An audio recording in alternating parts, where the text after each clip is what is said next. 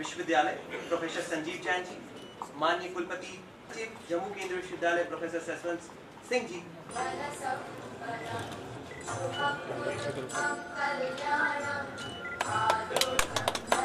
most valued media and press personnel, police administration, my dear student, ladies and gentlemen. Significant milestones in the life of our esteemed as a distinguished personality. This dialogue is a testament to our unwavering toward expanding our scientific frontier, and its success perspective will be shared and insights will be gained. The theme of Chandrayaan-3 of our Honorable Vice Chancellor Professor Sanjeev Jain, academic excellence, innovations, immense significance as it marks the century of our.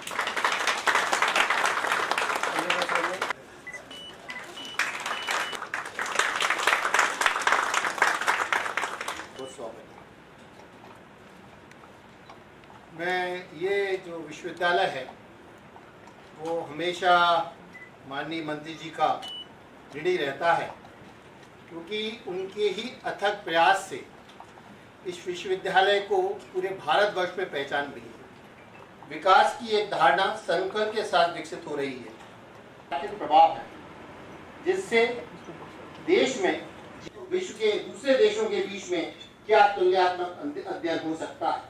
of our Central University of Jammu, and we thank you for our यहाँ पर ये कार्यक्रम भले जैसे मैंने कहा जगह जगह होने के बावजूद यहाँ पर इस कार्यक्रम के आयोजित होने का ये भी एक महत्व है कि this is possibly the only university and the only education institution in whole of North India which has an ISRO teaching center over here.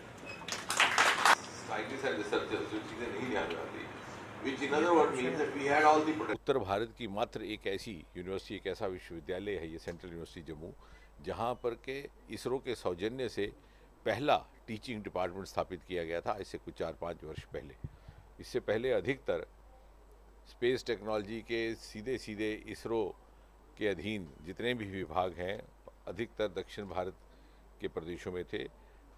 एक सुझाव आया कि हमें दूसरे प्रदेशों में भी इस तरह के स्थान स्थापित करने चाहिए संस्थान, तो सबसे पहले जम्मू सेंट्रल यूनिवर्सिटी और दूसरा पूर्वोत्तर में अगरतला में NIT में स्थापित किया गया।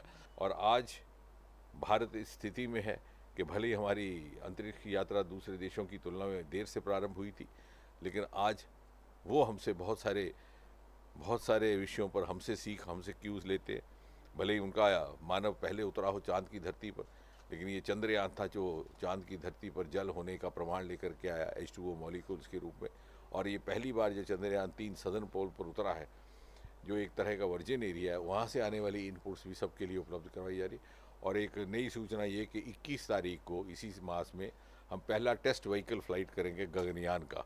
उसके बाद 1-2 और टेस्ट व्हीकल फ्लाइट होंगे, फिर एक फर्स्ट नॉन ह्यूमन फ्लाइट, फिर एक रोबो फ्लाइट और अंततः एक ह्यूमन फ्लाइट भारत का बनाया हुआ इंडिजिनस। भले ही भारतवासी जो सबसे पहले भारतीय मूल के व्यक्ति राकेश शर्मा थे, परंतु वो मिशन सोवियत यूनियन का था।